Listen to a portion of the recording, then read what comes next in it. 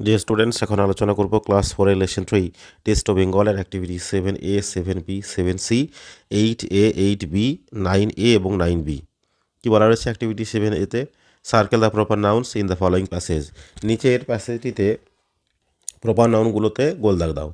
Proper noun কোনগুলোকে বলা হয় বা কাদের বলা হয়?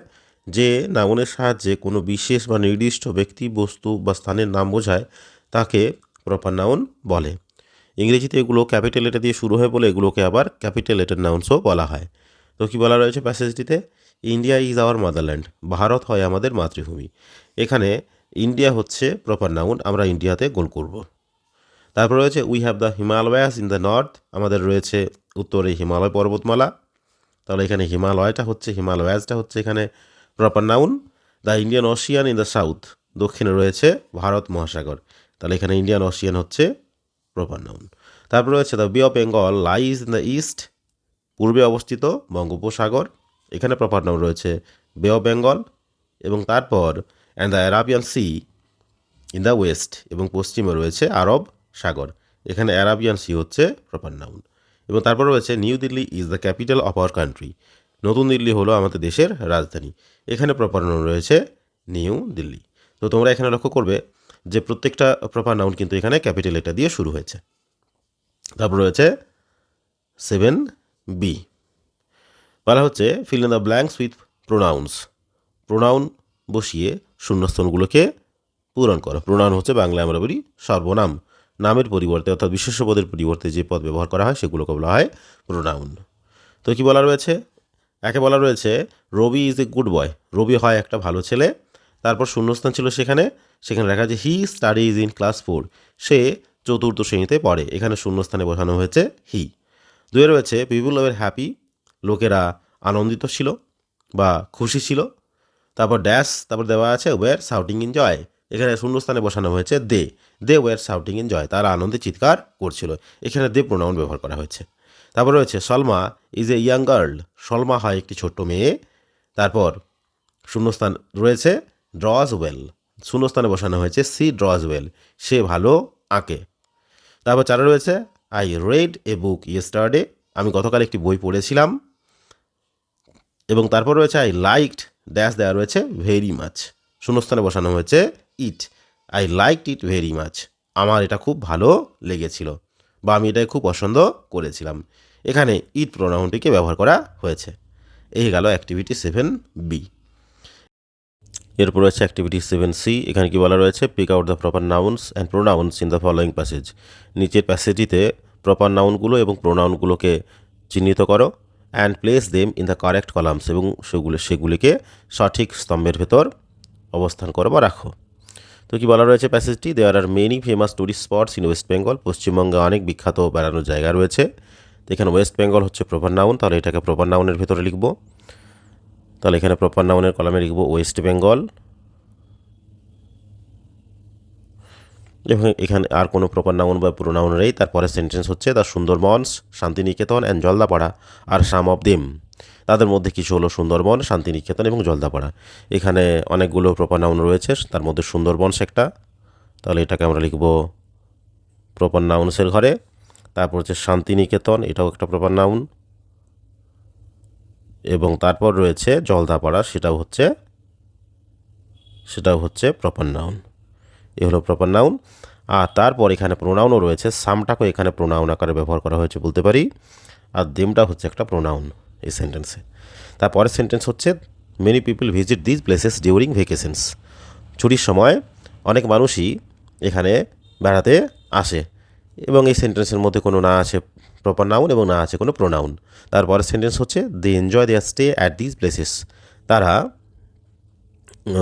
তাদের অবস্থানকাল এই জায়গাগুলোতে উপভোগ করে, তারা এই জায়গাগুলোতে তাদের অবস্থানকালটা উপভোগ করে। তাহলে এখানে প্রোনাউন হচ্ছে দিয়ে বাক্যটা শুরু হচ্ছে, দে হচ্ছে প্রোনাউন, এবং তারপরে আর এই বাক্যের মধ্যে আর কোনো প্রোনাউন এবং প্রপার নাউন নেই। তারপরে হচ্ছে I have visited the Sundarbans, আমি সুন্দরবন দেখেছি বা বেরিয়েছি। তো এখানে আইটা হচ্ছে একটা প্রোনাউন, আর এখানে সুন্দরবনসটা হচ্ছে প্রপার নাউন, সুন্দরবনসটা যেহেতু একবার লেখা হয়েছে আরেকবার লিখছি না আমি। এবং তারপরে রয়েছে it is a beautiful place, এটা একটা সুন্দর স্থান বা জায়গা, এবং ইটটা হচ্ছে এখানে একটা প্রোনাউন। এই গেল প্রপার নাউন এবং প্রোনাউন। এরপর রয়েছে অ্যাক্টিভিটি 8A। অ্যাক্টিভিটি 8A-তে কী বলা রয়েছে? Circle the following words in the table. তালিকাটিতে নিচের শব্দগুলোতে গোল দাগ দাও। 1 ইজ ডান ফর ইউ, একটা তোমাদের জন্য করে দেওয়া হয়েছে। কী শব্দগুলো দেওয়া রয়েছে? না, প্রথম রয়েছে সামার, তারপর রয়েছে ভিজিট, টেস্ট, ক্যারাম এবং বেঙ্গল। এই শব্দগুলোকে খুঁজে আমরা এগুলোতে গোল দাগ দেবো। একটা করে দেওয়া হয়েছে সামারটা। এরপর রয়েছে ভিজিট, তোমরা দেখো এখানে রয়েছে ভিজিট, আমরা ভিজিটে গোল দাগ দেবো। তারপর হচ্ছে টেস্ট, একেবারে নিচের দিকে দেখো পাশাপাশি টেস্টে আমরা গোল করলাম। তারপর রয়েছে ক্যারাম, তার ওপরে রয়েছে টেস্টের একেবারে ওপরে রয়েছে ক্যারাম, আমরা করব ক্যারাম পর্যন্ত গোল দাগ দেব। তারপর রয়েছে বেঙ্গলটা দেখো উপর নিচে রয়েছে বেঙ্গল। এই হলো অ্যাক্টিভিটি 8A। তারপর রয়েছে অ্যাক্টিভিটি 8B। 8Bতে কী বলা রয়েছে? Change the numbers of the underlined words and rewrite them correctly. তলায় দাগ দেওয়া শব্দগুলোর নাম্বারের পরিবর্তন করো, অর্থাৎ বচনের পরিবর্তন করো এবং সেগুলোকে সঠিকভাবে লেখো, পুনরায় লেখো। একটা এক্সাম্পল দেওয়া রয়েছে। কি দেওয়া রয়েছে দেখো? She has a nice pen, তার রয়েছে একটা সুন্দর কলম। এখানে পেন শব্দটিতে আন্ডারলাইন করা রয়েছে এবং সেটা লেখা হয়েছে কি? She has nice pens. পেনটাকে নাম্বার চেঞ্জ করে প্লুরাল করে করা রয়েছে পেন্স, এবং পেন্স করার জন্য এখানে এটা উঠে গিয়েছে, কেননা একটি বলতে বোঝায় তখন সিঙ্গুলার নাউন হয়, আর যখন প্লুরাল করা হবে তখন কিন্তু এই শব্দটি থাকছে না, পেন্স। একই রকম করে বলা হয়েছে এতে, I collected a leave for my project work. আমার প্রকল্প কর্মের জন্য আমি একটি পাতা সংগ্রহ করেছিলাম। এখানে লিফ হচ্ছে পাতা, লেখা হয়েছে উত্তরটা কি? I collected leaves. লিফের আমরা যদি নাম্বার চেঞ্জ করি তাহলে হয় লিভস হয়, তাহলে এখানে এটা তুলে দিয়ে আমরা লিখেছি লিভস, আই কালেক্টেড লিভস। আমি পাতা সংগ্রহ করেছিলাম, অনেকগুলি পাতা সংগ্রহ করেছিলাম ফর মাই প্রজেক্ট ওয়ার্ক, আমার প্রজেক্টের জন্য, আমার প্রকল্পের জন্য। তারপর রয়েছে হি স এ বাটারফ্লাই, সে একটি প্রজাপতি দেখেছিল। এখানে বাটারফ্লাই থেকে আমরা করেছি কি? হি স বাটারফ্লাইজ, সে অনেকগুলি প্রজাপতি দেখেছিল, এটাকে তুলে দেওয়া হয়েছে আর বাটারফ্লাইয়ের প্লুরাল করা হয়েছে।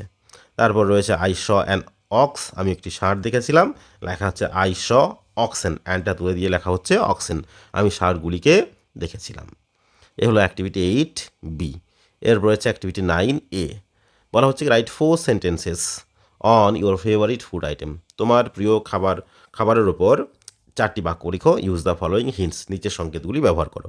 কী দেওয়া রয়েছে সংকেতগুলো? Name of the food item, খাদ্য সামগ্রীর নাম, টেস্ট তার স্বাদ কেমন, ফ্লেভার তার গন্ধ কেমন, অ্যান্ড কালার এবং তার রংটাই বা কেমন। তো এখানে এটা লেখার আগে একটা হেডিং দিতে পারো। এখানে হেডিং দেওয়া হয়েছে মাই ফেভারিট ফুড, আমার প্রিয় খাবার, এবং তারপর এখানে 4টা বাক্য লেখা হয়েছে। এখানে 4টা হিন্টকে ফলো করে দেখো কীভাবে লেখা হয়েছে। তাহলে name of the food item বলা রয়েছে খাবারটির নাম লিখতে, তো লেখা হয়েছে my favourite food item is. Food item লেখার প্রয়োজন নাই, my favourite food is rasgulla, আমার প্রিয় খাবার হলো রসগোল্লা। ইট টেস্টস সুইট, টেস্ট যেহেতু লিখতে বলা হয়েছে, ইট টেস্টস সুইট, এটির স্বাদ মিষ্টি। তারপরে এটির ফ্লেভার এবং কালার লিখতে বলা হয়েছে, it is generally white in colour, এটা সাধারণত সাদা রঙের হয়, যদিও এখন নানা রকমের রসগোল্লা পাওয়া যায়। It has no particular flavour, এর কোনো বিশেষ গন্ধ নেই। তো এটা হচ্ছে গেল অ্যাক্টিভিটি 9A। এরপরে আছে 9B। 9Bতে কী বলা রয়েছে? সাপোজ, মনে করো, you live in a beautiful village, তুমি একটি সুন্দর গ্রামে বাস করো। Describe the village and its surroundings, গ্রামটি এবং তার চারিপাশে বর্ণনা করো। ইন 4 সেন্টেন্সেস, 4টি বাক্যের মধ্যে। ইউজ দ্য ফলোয়িং হিন্টস, নিচের সংকেতগুলি ব্যবহার করো। এখানেও সংকেত দেওয়া রয়েছে। কী রয়েছে হিন্টসগুলো? নেম অফ দ্য ভিলেজ, গ্রামটির নাম লিখবে। দ্য ন্যাচারাল বিউটি অ্যারাউন্ড, চারিপাশের প্রাকৃতিক সৌন্দর্যের বিবরণ দেবে। সিম্পল অ্যান্ড পিসফুল লাইফ, এবং একটা শান্তিপূর্ণ এবং সরল জীবনযাপন এখানে তৃতীয় হিন্টে দেওয়া রয়েছে। এরকম হিন্টগুলো ব্যবহার করে বাক্যগুলোকে লিখতে পারো। তো কী লেখা হয়েছে? তাহলে এখানেও গ্রাম সম্বন্ধে লিখতে বলা হয়েছে, তোমরা হেডিং দিতে পারো মাই ভিলেজ, আমার গ্রাম, এবং তারপর কি বলা হচ্ছে? The name of my village is, আমাদের গ্রামের নাম হয়। এখানে যে প্রত্যেকের নিজের গ্রামের নাম লিখবে, তার জন্য এই জায়গাটা ফাঁকা রেখেছি।